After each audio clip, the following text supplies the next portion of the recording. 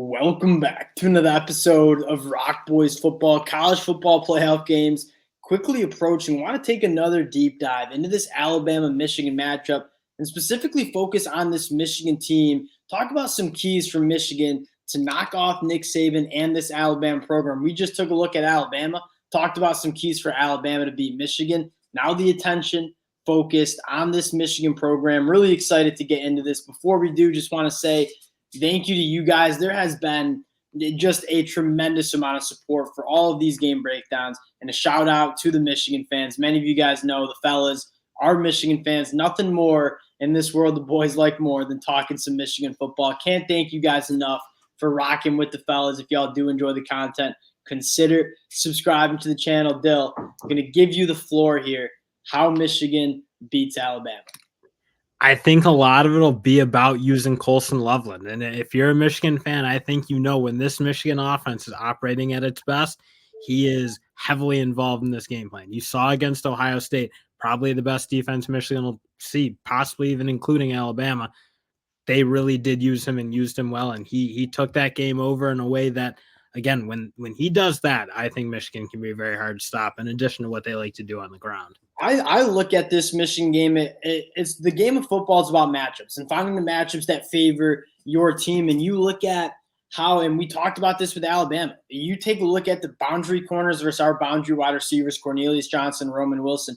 That matchup probably favors Alabama. And that's not necessarily a knock on Cornelius Johnson or Roman Wilson as much as it's giving credit to Kool-Aid McKinstry, Terry and Arnold, two guys that are probably going to go in the first round of the NFL draft. So you're this Michigan offense, and you're trying to figure out how to attack Alabama's defense. It's probably not testing those defensive backs. You're probably trying to attack that middle of the field. Dill, Colson Loveland, I think obviously Michigan runs their offense through him, one of the best tight ends in the country. Another matchup I'm looking for Michigan to get after a little bit, and a matchup that we haven't seen Michigan use that much, which makes it kind of a perfect position and spot for Michigan to go to it. I mean, Donovan Edwards out of the backfield. Many people don't understand Donovan Edwards is probably the best pass-catching running back in the entire country. If you can get Donovan Edwards matched up on a linebacker, that's probably what you're trying to do. And then you take a look at a matchup that favors Michigan, I think it's Donovan Edwards on whoever's trying to cover him out of the backfield. And especially a guy in Donovan Edwards who can not only get out in the flat and make things happen, but run really good routes through that middle of the field. And you look, again, where Alabama's given up yards in the air, it's been the tight ends, it's been the slot receivers. You look at the way JT Sanders at Texas from that tight end spot beat him up, Javarius Johnson in the slot at Auburn. Like, there's been some slot guys who in Aeneas Smith, you can even go to at A&M. So that position, those guys who really work effectively, run really good routes in the middle of the field, and can exploit matchups with those linebackers, that's been a big part of what or how teams that have been successful against Alabama have attacked. And to add on to that, I mean, JJ McCarthy's shown massive improvement working the middle of the field.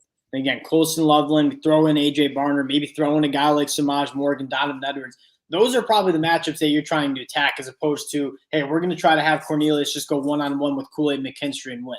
Again, that's probably not a matchup that Michigan is trying to attack. Now, another key for Michigan, and this is something that we don't see from Michigan often because they don't need to use JJ. We don't need JJ taking all the hits when you're playing Indiana or you're playing Rutgers in September. But when you're playing one of those win-or-go-home games, right, when you play Penn State, when you play Ohio State, when you're playing Alabama in the college football playoffs, this is when you want JJ McCarthy using his legs, using his athleticism.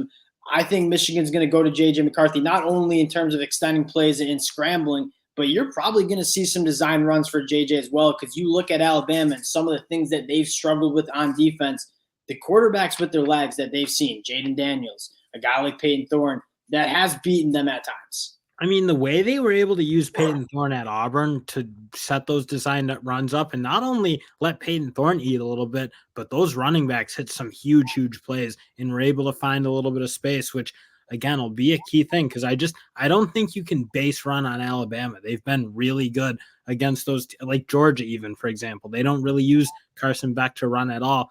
And when they went just kind of man-to-man on trying to run the ball, Alabama was really successful for the most part. So to me, it will be I think you got to use some creativity in the run game because that's been, again, something Nick Saban defenses have struggled with at times because they do like to really play aggressive at that linebacker spot. Michigan has been able to bully a lot of teams up front. I'm not necessarily saying Michigan's not going to be able to get that run game going against Alabama, but you're probably not going to see Michigan come in and just run the football right down Alabama's throats with that power scheme, double teams working up the backers. It's not like Michigan's offense is like going to be dominant. It's like use it if you got it. I mean, you have a running quarterback in JJ McCarthy, similar to how Alabama started to do that towards their back half of their season. When you have a guy who's that explosive and can put teams into conflict and force them to take that option away, you got to force them to do it. It's a big part of what Michigan can do. And again, you said it best when we were talking, is burn the boats. You know what I mean? You're trying to go play for a national championship. JJ McCarthy's going to have to take some hits. And obviously he's tough as nails and you feel comfortable with it, but this is the game that you're trying to use JJ McCarthy in his full extent of what he can provide the offense, which includes his legs. All right, focusing on the defense now.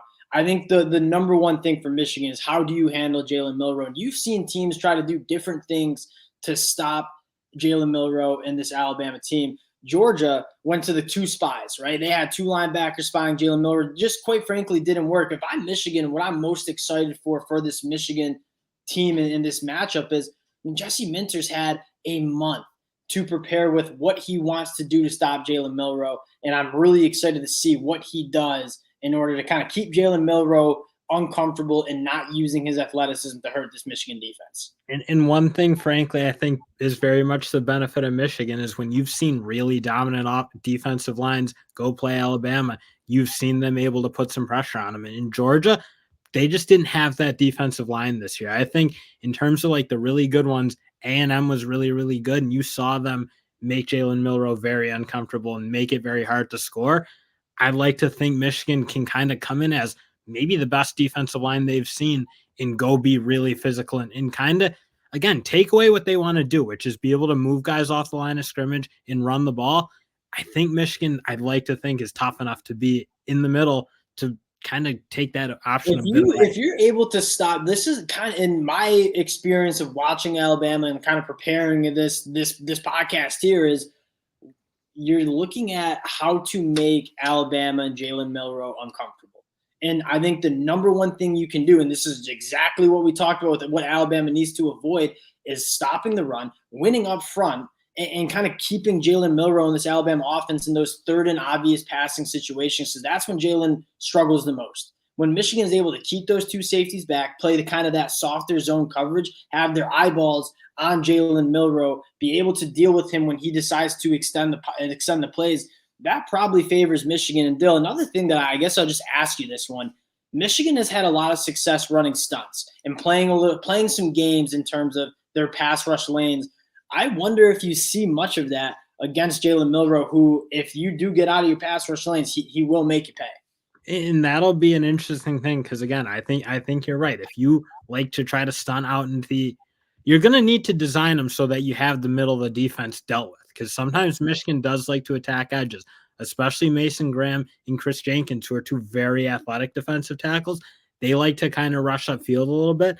There probably is going to need to be some defensive style that's going to need to be a little bit more pocket collapsing rather than maybe some of the way Michigan's tried to attack quarterbacks like Kyle McCord, who, again, is not really a threat to take off, or Drew Aller, not really a threat there. So to me, it will be they're going to need to be really tough. And in what you kind of said, being able to rush in a very disciplined manner, because if you don't and let Jaylen Milroe take off like he was able to do against teams like LSU, he can be really, really dangerous. Yeah, Michigan hasn't seen a quarterback with the dynamic athleticism like Jaylen Milroe. So I think it is going to look a little different and how I trust Jesse Minter to get that defense right. But also, I think Michigan does have that potential that not a lot of teams do, maybe aside from A&M and to maybe an extent Ole Miss, of having four guys who can really win in there. Let's just be frank about this. Now, I can't believe the words that are going to come out of my mouth, but I truly think it's true. That Georgia defensive line just didn't have the dudes this year. Just straight up, and I think Georgia fans would agree. They didn't have the Jalen Carters and the Jordan Davises to just win straight up. And you saw the pass rush not really play much of a factor in this game. You look at Michigan, they got 4 edge rushers who have a plus 15% pass rush win rate. And you look on the inside, Mason Graham and Jenkins, Kenneth Grant, it's loaded. And so you might see Michigan be able to get a pass rush going against Jaylen Milroe, but you said it best. It's about keeping Jaylen Milroe inside. And when you can rush him, you can slow him down a lot. That's been the big key, is if you can keep him uncomfortable, you can create those negative plays and do the things you need to do to stop Alabama. Last thing that I think is a massive key and something that Georgia, you look at when Alabama's playing their best football, what are they doing? They're hitting the big play. When Alabama struggles with on offense is to go 14 plays, 80 yards, and score a touchdown. Because for as much as Alabama has an explosive offense, the consistency of the offense sometimes struggles, right? Jaylen Milroe taking sacks, Jaylen Milroe sometimes missing some easier throws. If you're Michigan, you're making Alabama put 14 plays together to go score 7. You do not want to give up the 70-yard touchdown to Jermaine Burton. So you look at the overarching key for this Michigan program to win this game. It's not giving up the big play and making Alabama earn it with 10-plus plays every time they want to go and put points up on the board. And that'll be the big thing of being able to, I think, because controlling the run is ultimately how you set that up. When you can stop the run with your base defense, which Michigan's done a really good job with all season, then you can keep your safeties back. You can make it very hard to hit those big plays. And again, I think you're 100% right. When Alabama hasn't hit the big plays, they really haven't consistently showed the ability to drive it. And to me, it starts with if you can keep them from being in that 2nd and 2 or 2nd and 3 where they can kind of uncork their shots, I think he can do a decent job of slowing them down. Because again, their wide receivers are really good. Burton and Isaiah Bond and Black, when he can get his matchups, like those 3 guys especially, really do a good job of taking the top off the defense. And if you can slow the run down and allow your safeties to specifically, if you can slow the run down with staying in your base defense, which is 2 high safeties and a nickel, I think that's probably the biggest. You're talking about the biggest matchup in this game with Alabama's offense versus Michigan's defense. Can Michigan stop the run with that base defense with Mikey Sandstrom playing the nickel? They don't need to walk up a safety. If they can do that, it's hard to see Alabama consistently finding those big plays. When we're keeping those, we got experienced, good safeties in the back end with very good cornerbacks. I think Alabama's going to try to run the football, try to get Michigan to maybe put in a safety in the box. That's how they want to get those big plays. If Michigan can stay in those 2 high safety look with the nickel, that's probably favoring the Michigan Wolverines here. This is going to be a phenomenal matchup. Again, you have 2 really exciting quarterbacks, really, really well-coached teams. Going to be a blast for this one. Really excited. Appreciate you guys rocking with the boys again. If y'all do enjoy the content, consider subscribing to the channel, and we'll talk to y'all later. Peace.